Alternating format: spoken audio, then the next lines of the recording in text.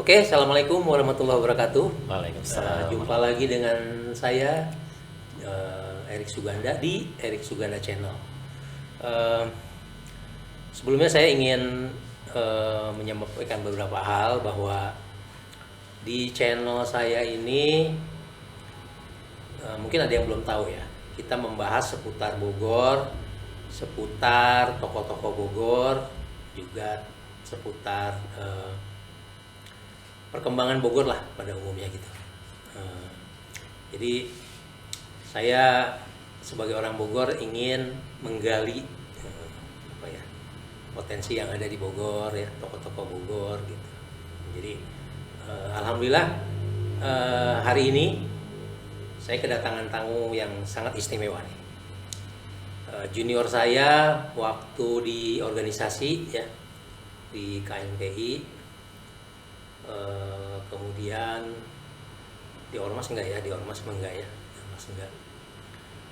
Eh, kita semua tahu mungkin kalau kita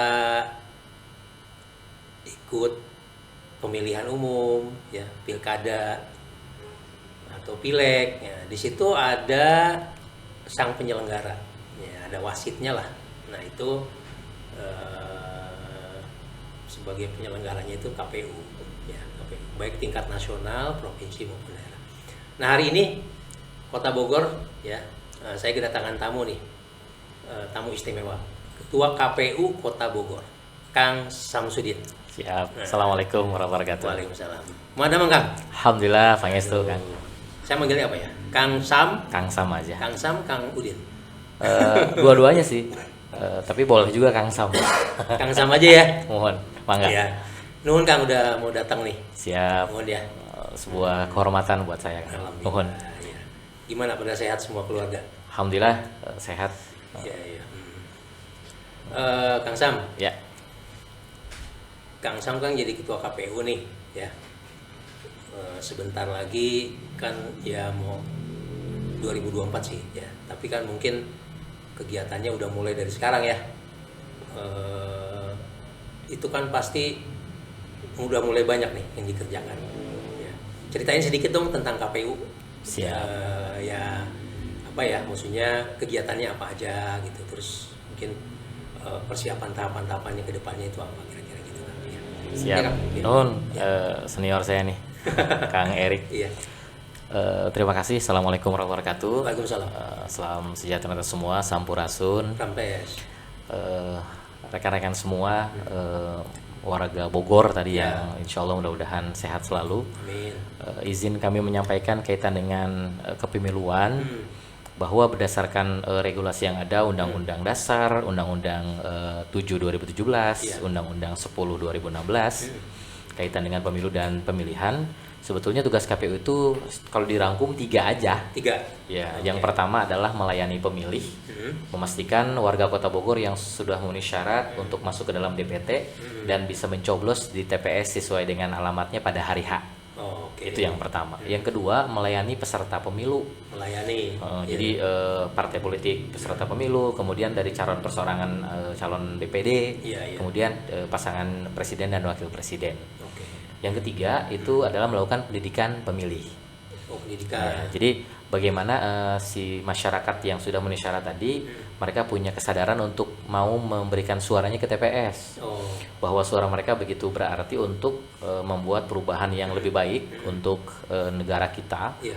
Kalau konteksnya Kota Bogor berarti untuk Kota Bogor, agar pembangunan, agar kebijakan itu berpihak kepada rakyat, Oke. agar pembangunan itu dirasakan oleh masyarakat, agar eksekutif dapat bekerja dengan efektif di bawah pengawasan legislatif yang juga wakil rakyat. Oke. Gitu. Jadi secara umum 3 aja tuh Tiga aja tugasnya. ya. Dari 3 ini mana nih yang paling berat lah gitu? Secara umum insya Allah tidak ada yang berat nih. Nggak ada ya? Karena kalau KPU Kabupaten Kota kan implementator.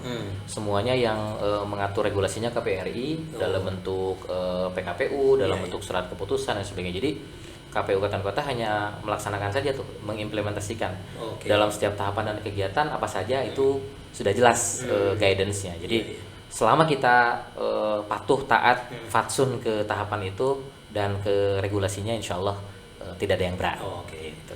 Sekarang udah mulai nih Kang, tahapan-tahapan itu udah mulai? Iya. Nah, sesuai dengan PKPU nomor 3 tahun 2022 ini fresh nih dari oven. Tanggal 9 kemarin ditetapkan oleh KPU RI.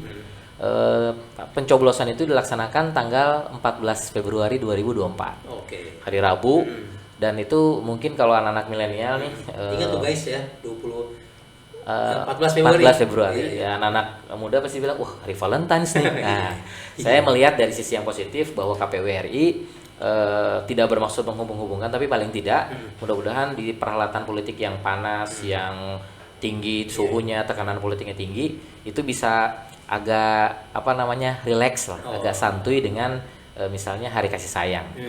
Jadi karena kita sayang sama negara kita, tanggal 14 Februari maka datanglah ke TPS. Tapi itu benar itu maksudnya dihubungkan ke situ? Enggak kebenaran aja. Kalau saya sih menghubung-hubungkan. Ya. Jadi kan sama aja yang menghubungkan. Yes, melihat dari sisi yang mungkin lebih mudah dicerna oleh anak-anak muda lah. Iya. Gitu, supaya nanti mereka 14 Februari selain bagi-bagi coklat, selain bagi-bagi bunga juga datang ke TPS gitu untuk nyoblos sesuai dengan hati nurani mereka pilihannya. Nah, berdasarkan Undang-Undang 7 2017 pasal 167 bahwa tahapan itu dilaksanakan 20 bulan sebelum pencoblosan. 20 bulan. Betul. Jadi kalau ditarik dari 14 Februari 2024 maka 20 bulannya itu besok. Oh, besok 14 Juni 2022 tahun ini. Oh, pas dong ya. Betul. Pas dong kita nih. Pas banget. Makanya saya senang banget nih. Wah, momentum banget. Ini kan menjadi bagian dari bentuk sosialisasi kekinian. Di samping juga sosialisasi yang mungkin nanti akan dilaksanakan secara reguler gitu kan. Kang Sam ini udah periode keberapa jadi KPU nih? Kebetulan ini periode saya yang kedua. Kedua ya. Saya sebetulnya kalau memulai penyelenggara itu saya dari 2007. 2007 saya anggota PPK. Kemudian Pilkada 2012 saya jadi ketua PPK. 2013 saya daftar KPU jadi anggota sampai 2018. 2018 kemarin saya dipercaya sama teman-teman jadi ketua. Ceritain dong kenapa sih bisa jadi anggota KPU nih? Siap. Iya. Jadi kalau bicara kenapa mungkin berawal dari passion ya, suka gitu ya. Jadi dari mulai SMP saya ketua OSIS, SMA saya pengurus OSIS, bagaimana kita mempersiapkan penyelenggaraan pemilihan OSIS itu di sekolah sebaik mungkin gitu ya. Kemudian di kampus juga saya aktif di BEM, kemudian bagaimana sih dari mulai proses pencalonan, kampanye sampai si presiden mahasiswa dan ketua BEM itu terpilih. Boleh tahu SMP-nya, SMA-nya di mana? Saya di SMP-nya di Pelita di Bogor, Kota Bogor. SMA-nya SMA 6 Bogor, S1 IPB, S1 IPB, S2-nya di UI. Nah, dari situ ternyata kalau kita ingin memperbaiki bangsa ini harus dimulai dari kepemimpinan. Bagaimana kita bisa menciptakan pemimpin yang pertama berkualitas, kemudian berikutnya punya integritas. Nah, kalau itu bisa dilakukan ternyata awalnya dari proses pemilihan nih, baik eksekutif maupun legislatif. Jadi ternyata menjadi tanggung jawab besar juga ya untuk mengawal setiap proses tahapan nih. Misalnya untuk nyalon pilkada wali kota, maka menjadi tanggung jawab penyelenggara KPU untuk memastikan calon-calonnya punya visi misi yang bagus, punya program yang oke. Oh gitu. Betul. Kemudian legislatif juga gitu. Jadi setiap partai yang nanti akan mendaftarkan calegnya itu melalui verifikasi dari kita. Kita ingin memastikan mereka bukan hanya memenuhi syarat administratif, tapi berharap mereka memang punya ide kekinian, ide baru buat Bogor tuh ngapain mereka setelah di dewan gitu. Kami harapan saya sebenarnya di situ. Jadi gimana caranya Kang? Seleksi itu kan banyak banget ya. Betul. Nah, yang pertama secara administratif KPU akan memberikan guidance apa saja persyaratan yang harus dipenuhi oleh caleg. Misalnya yang sederhana adalah seorang caleg itu atau anggota dewan yang terpilih itu harus sehat. Seorang wali kota, wakil wali kota itu harus sehat jasmaninya, sehat rohaninya, bebas dari narkoba. Nah, ini kan menjadi penting nih untuk kita sama-sama pelototin nih. Kalau ada yang terindikasi tidak sehat di salah satu dari tiga itu, maka bisa dicoret, alias tidak memenuhi syarat. Nah, kalau syarat-syarat itu terpenuhi, maka siapapun calonnya pasti sehat. baik fisik, baik rohani maupun bebas narkobanya. Tapi itu memang ada di persyaratan itu kan ya? Betul, ada di persyaratan itu. Lagi-lagi persyaratan ini akan menjadi penting setelah ada itu implementasinya nih yang harus benar-benar kita jagain gitu. Biasanya apa sih kesulitannya ketika menyeleksi itu? Maksudnya apa dari data-data dari partainya dia nggak lengkap atau gimana? Iya. Biasanya yang paling sulit itu adalah bagaimana kita mengkomunikasikan syarat-syarat yang dibutuhkan kepada caleg melalui partai. Gitu. Jadi memang ini butuh kerja keras KPU berkoordinasi dengan partai dari A sampai Z menyampaikan nih. Ini nanti kalau partai mau daftar syaratnya A, B, C, D dan seterusnya. Kita ingin memastikan ketika berkas datang ke KPU itu sudah 95%, bahkan 99% sehingga koreksinya sedikit lah. Jangan sampai nanti mereka datang ke KPU nggak bawa apa-apa. Itu kan berat ya.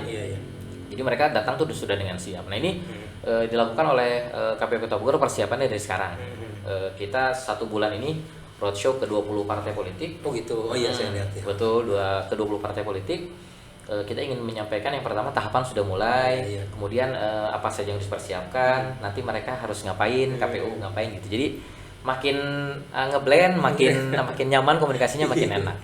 Sebelumnya Kang? Ya. Mungkin masyarakat masih banyak yang belum tahu juga nih. Kalau KPU itu sebenarnya badan kan ya? Itu kaitan sama pemerintah kota apa Bang? Ya. Jadi kalau KPU itu memang lembaga hierarki yang lembaga yang ada di pusat yang bersifat tetap nasional dan mandiri yang dia punya kepanjangan tangan di provinsi dan di kabupaten kota.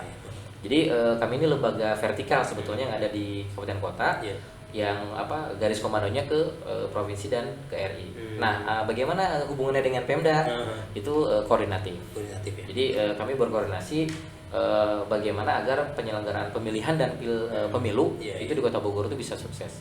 Nah, di undang-undang juga di pasal 434 bahwa untuk kelancaran kesuksesan penyelenggaraan pemilu dan pemilihan itu pemerintah dan pemerintah daerah wajib memberikan fasilitasi.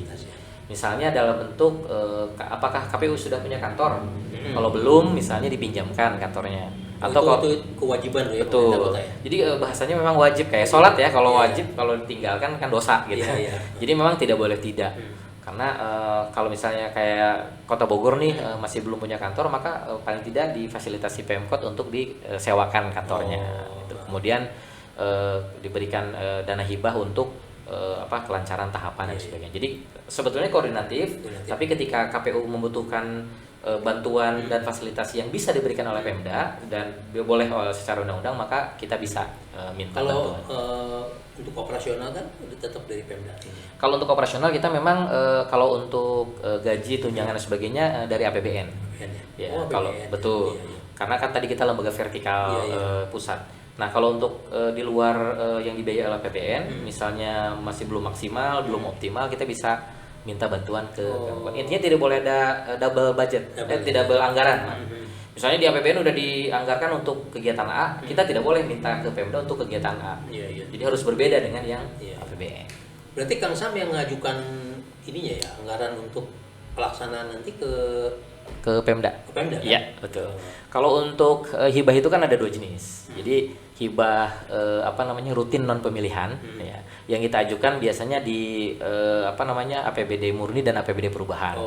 Itu di setiap tahun biasanya di Februari itu harus kita masukkan ke Pemkot supaya masuk ke aplikasi SIPD, ke aplikasi Sahabat supaya nanti muncul di Gua PPAS. Nah, yang satu lagi adalah hibah pemilihan untuk kepala daerah. Kami juga sudah mulai mengajukan, mudah-mudahan bulan ini perda dana cadangannya bisa terbit. Gitu ya. Luar biasa nih, sibuk terus ya kayaknya. Ya lumayan. Sekarang ini saya lihat sering undang jadi pembicara gitu ya. Siap. Biasanya apa Kang yang ditanyakan apa sih biasanya? Ya. Yang paling pertama jelas kaitan dengan regulasi pemilu dan pilkada. Regulasi ya. Misalnya kemarin ada pertanyaan dari masyarakat banyak, katanya pemilu ditunda, katanya katanya ada perpanjangan masa jabatan, katanya ada bisa 3 periode gitu ya. Ini kan pertanyaan-pertanyaan masyarakat yang harus dijawab. Nah, alhamdulillah dengan tidak jadinya revisi Undang-Undang 7 2017 tentang pemilu dan Undang-Undang 10 2016 tentang pilkada, maka tidak ada wacana untuk perpanjangan masa jabatan dan penundaan pemilu dan pilkada. Jadi masih on schedule. Nah, yang kedua tadi PKPU 3 2022 ini menjawab keraguan masyarakat bahwa udah ada PKPU ini, tarikan jadwal dan tahapan pencoblosan 14 Februari, maka semuanya sudah terjawab. Itu pemilihannya itu kan ini ya, kita mendaftar gitu kan. Betul. Di KPU itu ya. Ya, jadi nanti ada proses rekrutmen dari KPU RI. Semua masyarakat Kota Bogor yang memenuhi syarat itu daftar. Setelah daftar mengikuti serangkaian tes, CAT ya, tes tertulis, kemudian tes kesehatan, tes wawancara. Nanti 2 kalinya disampaikan ke KPU RI oleh tim sel. Berarti 10 orang. Nah, dari 10 orang itu nanti diwawancara lagi oleh KPU RI. Kemudian ditetapkanlah urutan 1 sampai 10. Nah, urutan 1 sampai 5 dilantik. Urutan 6 sampai 10 menunggu. Untuk jadi PAW kalau yang 1 sampai 5-nya berhalangan. Gitu. Jadi tetap disiapkan 10 ya Kang. Betul. Supaya tadi memastikan agar prosesnya tidak diulang kalau sesuatu terjadi ke yang 5 orang. Gitu. Kalau untuk milih ketuanya dari yang 6 Nah, kalau untuk milih ketuanya 5 orang dilantik, setelah itu baru kita melaksanakan rapat pleno. Badami mohon. Kira-kira saya bisa yang mau jadi ketua. Gitu. Kalau memang ternyata ada beberapa yang mau jadi ketua dan misalnya tidak ada titik temu ya voting. Gitu. Tapi kalau misalnya ternyata yaudah dah Kang Erik aja yang jadi ketua, bersepakat semua yang berempat ya Akang jadi ketua. Gitu. Kalau pengalaman kemarin voting nggak? Pengalaman kemarin alhamdulillah sih secara umum bisa kita selesaikan secara adat lah gitu, secara kekeluargaan. Iya. Itu kan benar nggak kalau KPU itu kayak jatah-jatah OKP gitu? Bisa ya, bisa tidak. Walaupun bagaimana. Atau sih ngelihatnya dari luar kayak gitu ya. Yes, gitu. Jadi ada HMI. Misalnya hari ini saya kan dari Muhammadiyah nih. Gitu. Jadi misalnya ada dari Muhammadiyah, ada dari NU, ada yang dari nasionalis ya, atau GMI, kemudian dari HMI dan sebagainya. Mungkin itu iya, tapi saya melihat KPU RI tetap melihat kapasitas. Jadi untuk tahap awal silakan semua daftar dulu. Semua mengikuti semua tahapan dulu. Nah, ketika sudah masuk ke proses 10 besar misalnya, maka itu bisa menjadi salah satu rekomendasi misalnya, walaupun bukan yang utama lagi-lagi. Karena yang dilihat itu kan rekomendasi OKP itu. Kalau sepengalaman saya sih butuh. Betul ya. Karena walaupun ini siapa tahu ada teman-teman mau jadi. Iya. Silakan daftar. Kalau memang sudah ada rekomendasi baik, tapi kalau belum ada daftar aja. Gitu. Karena sekali lagi itu menjadi pengalaman saya di 2 periode KPU itu menjadi pertimbangan akhir kan. Yang dilihat tetap yang pertama adalah hasil-hasil tes tertulis, wawancara, kemudian track record. Nah, setelah misalnya di 10 besar saya sama Akang misalnya sama. Nilainya semua sama. Nah, maka yang dilihat adalah ini ada irisan atau rekomendasi ormas atau OKP. Karena apa? Karena jujur KPU itu kan lembaga politik. KPU itu lembaga politik non partai, sehingga jejaring menjadi penting dalam rangka pertama memudahkan koordinasi, yang kedua mengamankan tahapan lah begitu kurang lebih. Dulu sekolah di Bogor ya? Ya. Bogor ya. Ceritain dong masa kecil dulu di Bogor gimana? Siap. Apa sih yang berkesan tentang Bogor? Jadi saya ini lahir 13 April 1982. Jadi saya ini adalah generasi awal tahun 80. Merasakan generasi tahun 90, tahun 2000. Kemudian merasakan juga fase di mana gadget, medsos itu begitu luar biasa hari ini. Jadi kalau ditanya kita ini adalah generasi yang sangat kaya akan pengalaman gitu ya. Saya lahir dari rumah tangga bapak saya PNS golongan 2 di Bogor. Ya, ibu saya ibu rumah tangga. Kami 8 bersaudara. Saya anak ke-7 dari 8. Jadi memang pangais bungsunya. Mohon pangais bungsu, kebetulan kembar. Saya sama istri sama adik saya ini kembar, kita beda 10 menit. Oh, kembar. Ya. Harusnya saya bungsu, cuman karena 10 menit berikutnya ibu saya melahirkan. Yang kedua jadi bungsunya adik saya. Saya SD di Bogor, SMP di Bogor, SMA di Bogor, kuliah terakhir di S1 di IPB di Bogor dan di S2-nya di UI. Jadi memang kalau kita bicara Bogor, saya sangat merasakan betul ya bagaimana Bogor ini perkembangannya dari masa ke masa, dari mulai dulu masih bergabung dengan kabupaten, kemudian berpisah dan akhirnya jadi sekarang kota yang sekarang. Jadi sangat menurut saya sangat strategis nih Bogor. Di satu sisi cuma sementara ini masih 6 kecamatan, 68 kelurahan, tapi jumlah penduduknya sudah 1.092.000 hari ini gitu, hampir 1,1. Jadi itu kemudian APBD-nya juga kalau kita bilang medium lah, nggak kecil tapi nggak besar juga, di angka 2,7 sampai 2,9 triliun.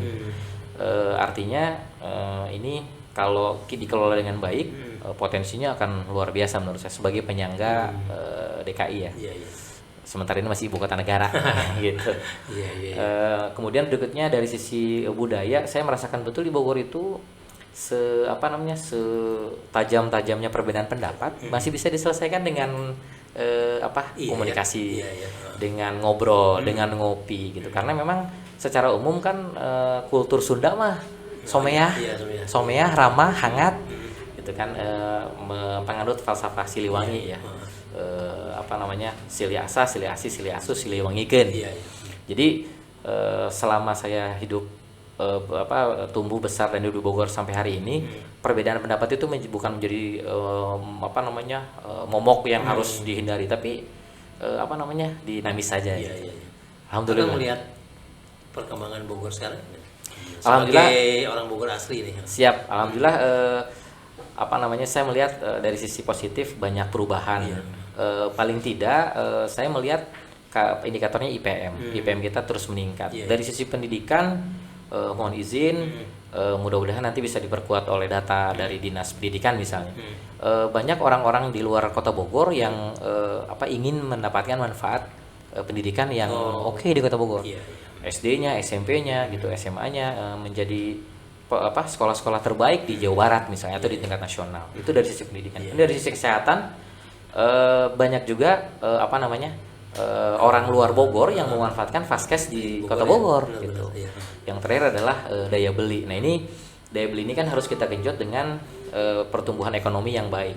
Kota Bogor sulit kalau berkembang dari sisi pertanian, sulit berkembang dari sisi industri misalnya, karena kan dengan segitu-gitu mau bikin pabrik di mana. Tapi bagaimana ketika Kota Bogor disulap atau dijadikan sebagai kota wisata, kemudian kota jasa.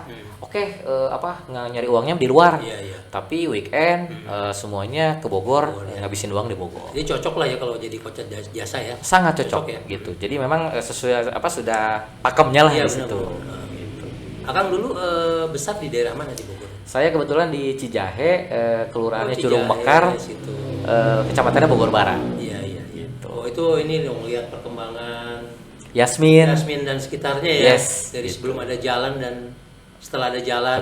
Betul. Jadi saya juga menjadi orang yang menikmati betul bagaimana kami para penduduk yang pribumi yang mungkin secara kultur dan budaya misalnya dulu tertutup kepada pendatang dan perubahan. Nah, setelah ada perumahan, setelah ada orang-orang datang, itu akhirnya kita jadi makin majemuk dan makin terbuka nih.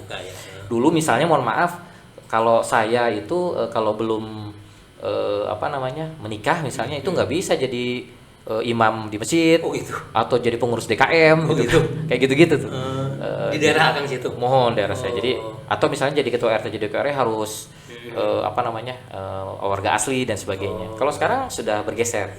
Pokoknya sekarang orangnya mau, kemudian dari sisi kapasitasnya mampu, ya dipilih sama masyarakat. Tidak harus orang asli lah gitu. Pendatang tapi memang concern, punya kepedulian, yuk kita pilih gitu. Itu positif menurut saya. Apa yang Akang ingat banget dari daerah situ Cijahe situ dari waktu kecil itu yang berkesan ada nggak? Waktu masa kecil, masa sekolah gitu. Saya SMP di mana? Di Gang Kelor.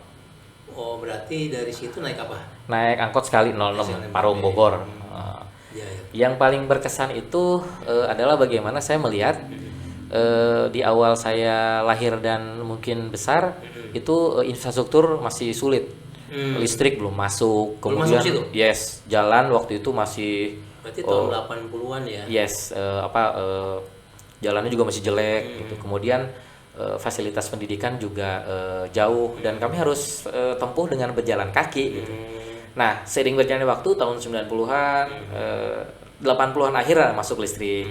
Kemudian tahun 90-an di aspal. Nah, itu saya sangat setuju.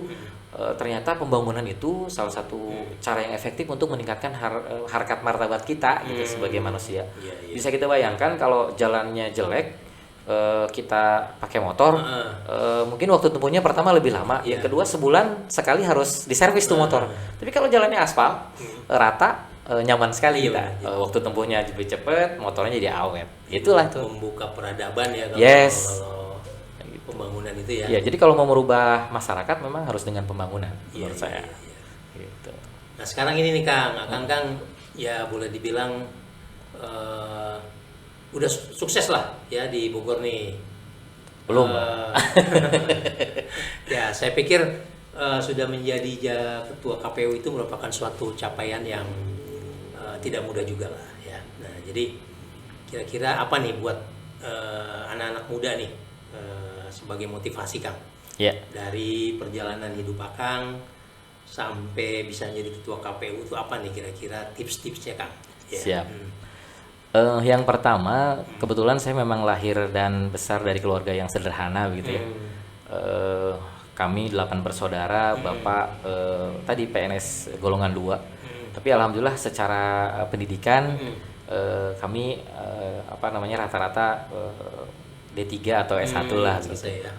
Karena memang ayah saya pernah bilang, Samsudin gitu ya, kalau kamu ingin merubah nasib kamu, cara yang paling mudah adalah lewat jalur pendidikan gitu ya.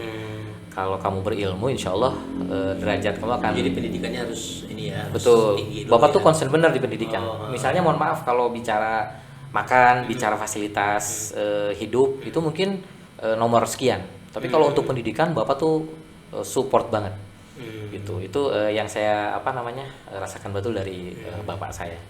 Jadi untuk teman-teman di generasi muda ini sekarang semuanya sudah mudah, apa-apa bisa dilihat di Google gitu ya. Apa sih yang nggak diketahui Google gitu ya. Tapi saya berharap dengan kemudahan itu teman-teman tidak terlena dan jadi malas gitu. Tetap walaupun bagaimana menuntut ilmu itu penting. Bukan untuk misalnya mencari pekerjaan yang sesuai, tapi paling tidak dengan ilmu pengetahuan itu kita jadi lebih lebih baik lah. Paling tidak dalam menyikapi sesuatu. Jadi kalau boleh saya ini kan, meskipun kita punya keahlian apa, tapi pendidikan tetap ini Kang ya. Betul. Harus diutamakan. Selesai dulu ya. Betul. Kadang-kadang soalnya anak-anak muda sekarang udah bisa jualan, udah bisa ngerjain proyek, tiba-tiba dia lupa. Gitu. Lupa kuliahnya misalnya dilupa sampai nggak lulus misalnya sebagainya. Ini penting pendidikan. Kemudian berikutnya juga saya melihat segala sesuatu yang kita peroleh dengan proses itu akan membekas ya, membuat kita jadi menjadi lebih menghargai itu. Saya mohon izin tadi sedikit menyampaikan, jadi ketua KPU di 2018 itu bukan ujuk-ujuk. Gitu, saya betul-betul misalnya dari dunia kepemiluan dimulai sejak 2007, kemudian 2009, 2012, 2013 dan terakhir jadi ketua KPU. Jadi memang kalau kita mendapatkan sesuatu dengan proses, kita akan lebih menghargainya gitu. Tidak given atau tidak instan gitu kan. Betul. Gitu. Nah, ini yang saya lihat harus terus kita pupuk nih. Bagaimana setiap orang tuh mau berproses. Hasilnya nomor sekian deh, tapi mau berproses dulu. Jangan ngomongin hasil, jangan ngomongin tujuan akhir, tapi nggak mau berproses. Akhirnya kan jadi pemimpi doang tuh. Tapi punten Kang, itu yang semua akan lakukan itu dari 2007 itu memang tujuannya waktu itu supaya jadi ketua KPU? Tujuannya sebetulnya nggak jadi ketua KPU sih. Enggak kan? Tujuannya saya pengen saya pinter aja lah gitu, melaksanakan pemilihan gitu. Paham gitu ya. Paham aja gitu. Kalaupun akhirnya jadi ketua KPU itu mungkin bonus saja. Oh gitu. Gitu. Mungkin enggak terbayangkan. Enggak kebayang sama sekali. Pokoknya belajar, pokoknya setiap PKPU dan regulasi undang-undang yang ada dipelajari, udah. Nah, ketika ada kesempatannya, alhamdulillah datang ya, itu jadi bonus tadi saya bilang. Yang ketiga, ini penting nih. Saya melihat nggak usah jauh-jauh anak saya lah ya. Saya kebetulan anak saya 4, yang paling gede sekarang mau SMP nih. saya melihat anak-anak saya atau mungkin anak-anak di generasi anak-anak kita itu apa namanya mudah rapuh sekali terkait dengan tantangan. Kemudian apa tuh namanya sulit untuk bangkit gitu. Nah ini mungkin perlu nih PR saya nih sebagai orang tua menanamkan mental itu. Pokoknya jangan mudah menyerah. Mungkin karena semua gitu? Kalau saya ngelihat karena akses gitu, karena akses banyak hal mudah gitu ya. Misalnya menemui kesulitan langsung ini ya. Langsung down, langsung tidak berpikir bagaimana solusinya. Ini menurut saya PR saya dan mungkin kebanyakan orang tua hari ini gitu ya. Bagaimana mental itu dibangun supaya lebih kuat gitu kan.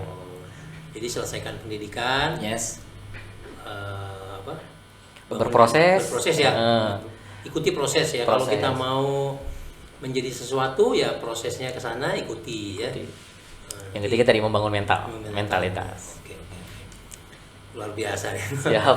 Kembali lagi ke KPU nih, tugas KPU nih. Siap. Apa ininya Kang, ingin lebih baik dari yang dulu atau gimana? Siap. Paling tidak saya sudah punya tapi yang dulu juga kan akan terlibat di dalamnya ya. Siap. Di yang sebelumnya ya. Siap. Paling tidak ada beberapa indikator misalnya keberhasilan. Terakhir di 2019 lah. Bagaimana dengan kerumitan yang luar biasa. Konon kabarnya pemilu 2019 adalah pemilu yang paling rumit seluruh dunia. Iya. Alhamdulillah dengan segala hiruk pikuknya, dinamikanya bisa kita selesaikan dengan tingkat partisipasi 84%. Bogor 84%. Jadi di atas Jawa Barat dan di atas nasional gitu. Alhamdulillah.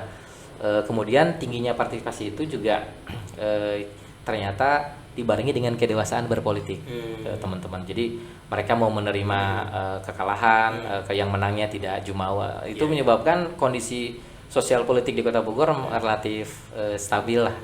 Tidak ada yang mohon izin ya bakar-bakar kantor. Tapi itu angka segitu mungkin karena peran KPU juga kan 84%. Ya alhamdulillah. Iya, tentunya kerjasama nih dengan semua pihak. Paling tidak kalau bicara pemilu leading sektornya KPU lah. Iya betul. Nah, itu bisa kita klaim sebagai salah satu kesuksesan.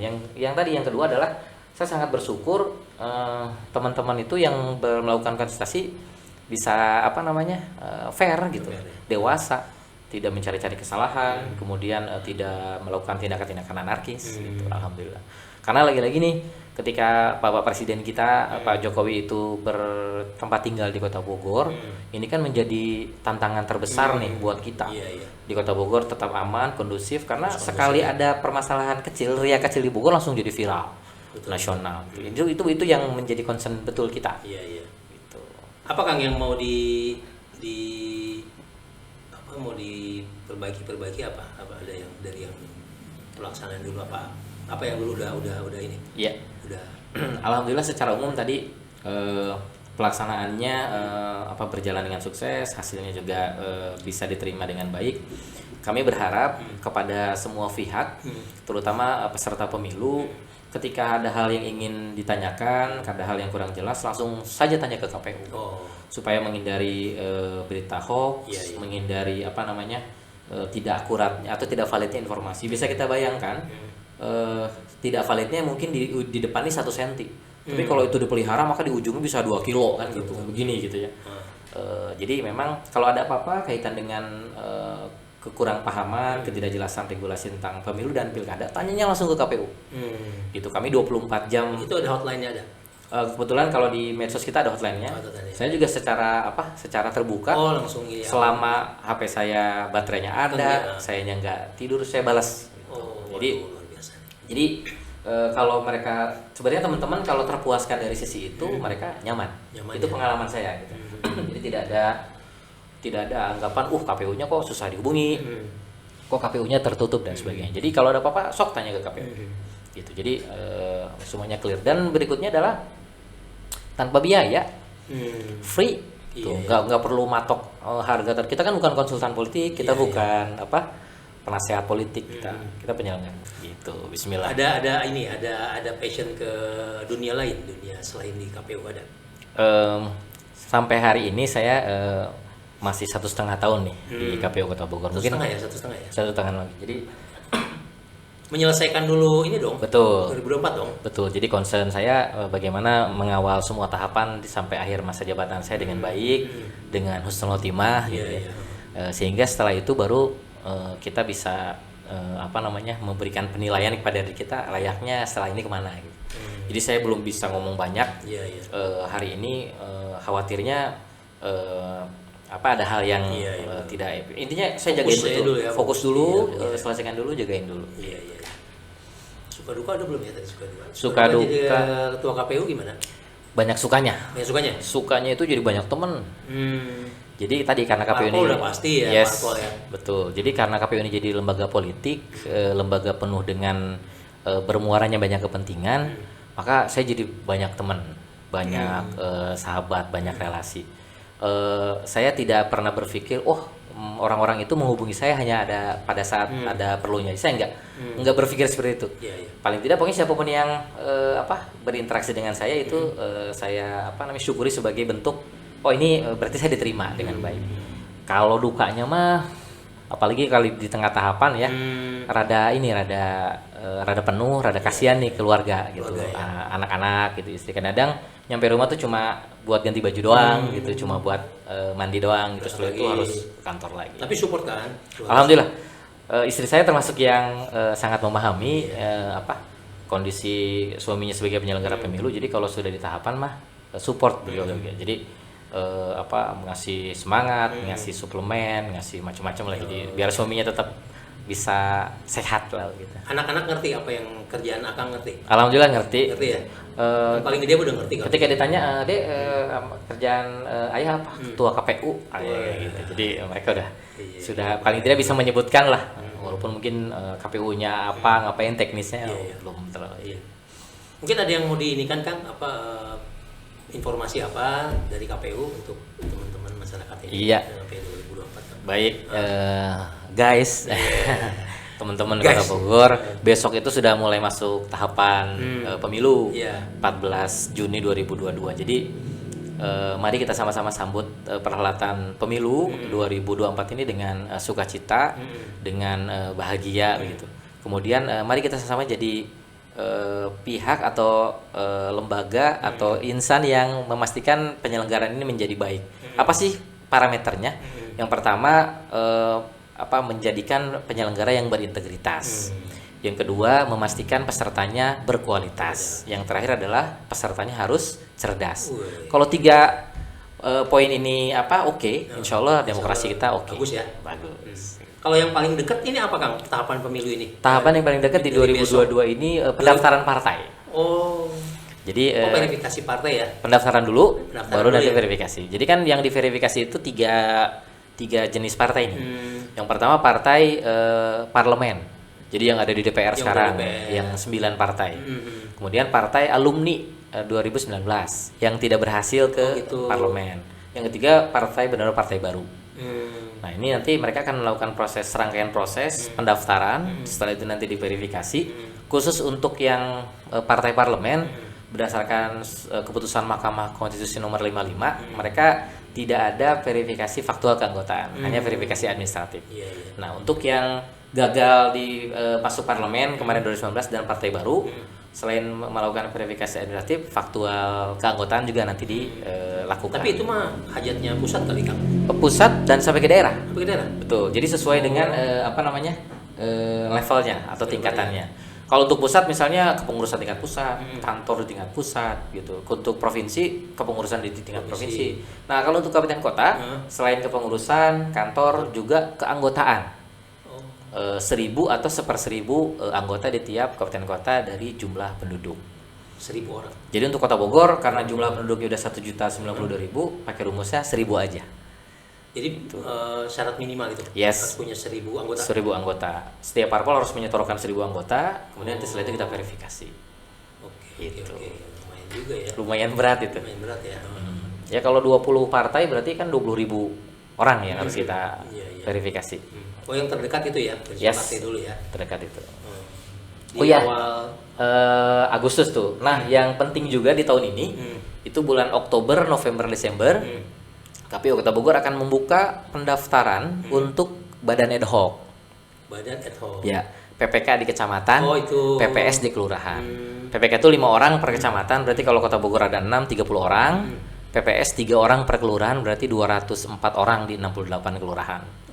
Jadi kami akan memanggil para milenial, teman-teman yang memang passionnya ke politik, seneng jadi penyelenggara untuk mau nih daftar dulu, kemudian nanti ikut serangkaian seleksi dan bergabung.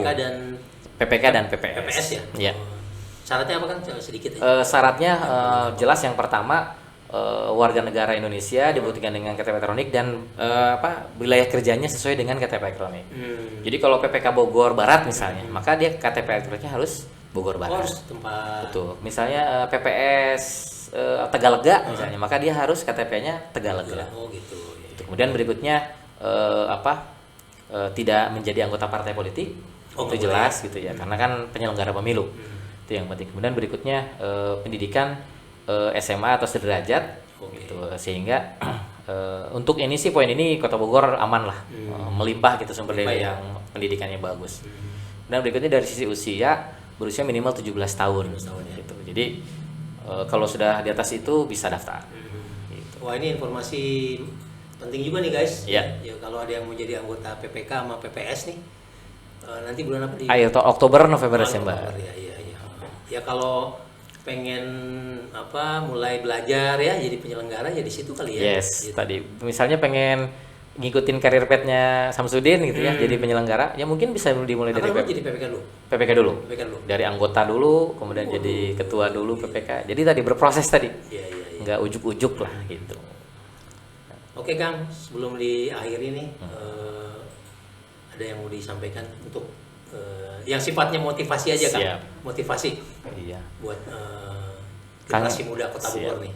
Kang Erik ini kan senior saya di KNPI ya. Iya. Bahkan Kang Edo senior saya juga di Karang Taruna. Ini anak muda, guys, udah ganteng, pinter lagi ya. Terus kemudian isi tasnya udah oke. Gitu. Ke depan gimana nih? 2024 harus ambil bagian dalam kontestasi. Kira-kira mau gimana 2024? Saya mau nyalek kan? Siap. Saya mau nyalek. Di Dapil Bogor. Di Dapil Bogor. Mantap. Guys, dukung guys. Ya, pokoknya dari partai apapun kita pandain tuh Erik Irawan Suganda atau Erik Suganda doang? Erik Irawan Suganda. Erik Irawan Suganda tuh harus kita pilih. Solo high quality lah. Low profile juga. Gitu. Jadi mudah-mudahan itu. Nah, saya berharap begitu. Kita bisa membagi tugas dan peran. Ya, kita nih generasi muda. Jangan semuanya, mohon maaf, misalnya jadi pengusaha. Pengusaha bagus, oke. Atau jangan semuanya pengen jadi PNS. Atau jangan semuanya juga jadi ini tertentu. Tapi mari bagi tugas nih. Betul. Ada yang di penyelenggara pemilu, ada yang di eksekutif, ada yang di legislatif, sehingga nanti ujungnya kita bangun Bogor sama-sama. Iya. Gitu kan. Kang Sam, thank you banget udah datang nih. Siap. Informasinya sangat penting sekali untuk pemirsa Erik Suganda Channel nih. Ya, nanti mudah-mudahan suatu saat kita bisa ngobrol-ngobrol lagi. Amin. Kalau Kang nggak sibuk, nanti kalau udah deket ke tahapan pemilu, ya bisa datang lagi Kang. Siap. Ya. Alhamdulillah nuhun, mudah-mudahan sih diundang lagi nih. Pasti. Karena banyak banget yang pasti ingin kita sampaikan ke publik. Pastilah. Yang penting sekarang masyarakat udah mengenal dulu siapa Kang Samsudin. Siap. Iya kan? Ya. Terus KPU itu apa, tugasnya apa. Ya. Jadi udah paham lah gitu-gitu. Hatur nuhun pisan Kang. Sami-sami. Salam buat keluarga, sehat ya. Ya. Dan Kang Sam, Ketua KPU Kota Bogor, putra asli Bogor dan sekarang memimpin KPU Kota Bogor. Ya, mudah-mudahan beliau selalu diberikan kesehatan oleh Allah Subhanahu wa taala dan semua program-program KPU Kota Bogor bisa berjalan dengan lancar. Sampai ketemu lagi di lain kesempatan. Assalamualaikum warahmatullahi wabarakatuh.